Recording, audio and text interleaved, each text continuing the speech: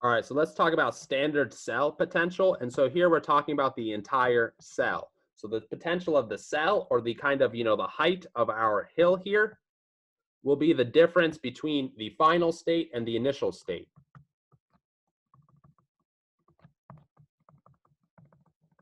So you can think of cell potential as a change in potential.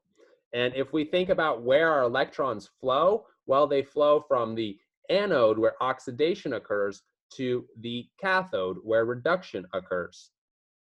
Right, so electrons flow from the anode to the cathode.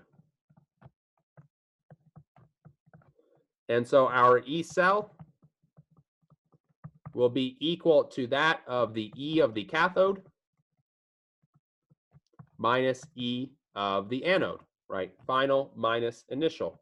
And so kind of the funky thing here, remember for a spontaneous process, delta S of the universe is positive, delta G is negative.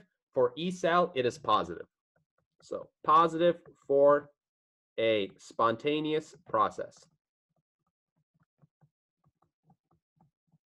And so by constructing a bunch of different cells with the hydrogen electrode, we can measure the potentials of all kinds of electrodes with one another.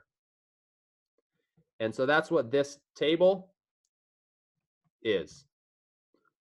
You can see this is standard electrode potentials at 25 degrees Celsius. So think about, remember, the electrons are going to flow from bottom to top.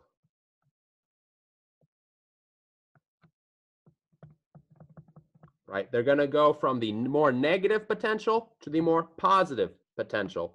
And by convention, all of these things are written in terms of reduction. So you can see the electron is generally want to go to fluorine to form fluoride. That makes sense.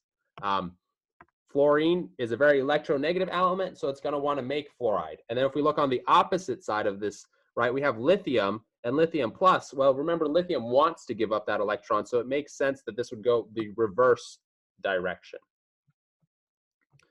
So let's take a look at how you would use this table to figure out the E cell. So let's take a look at E cell of this copper and silver cell that we built kind of earlier. Right. So think about these parts. This part is the anode. This is the cathode. Right. And remember, E cell equals E of the cathode minus E of the anode. And so we just use this table to look up what we want. So our copper, if we take a look at our or of this table right here, we find copper right here with a cell potential of 0.16. Oh, whoops, my bad. That's the wrong copper. We want copper 2 plus. Yeah, okay, never mind. That's right. You can see actually this copper is just gaining 1 electron, where our copper is going between copper solid and copper 2 plus. So we're actually going to want to use this one right here with a cell potential of 0.34.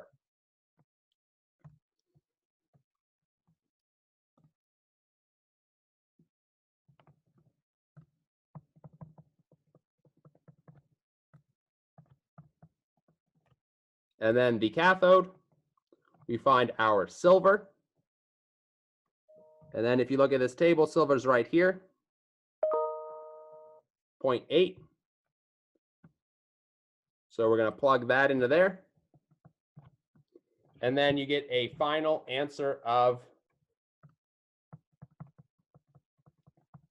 0.46. Note that it's a positive number because it has to be in order to be a spontaneous reaction. So we'll take a look at more spontaneous, non-spontaneous stuff coming up.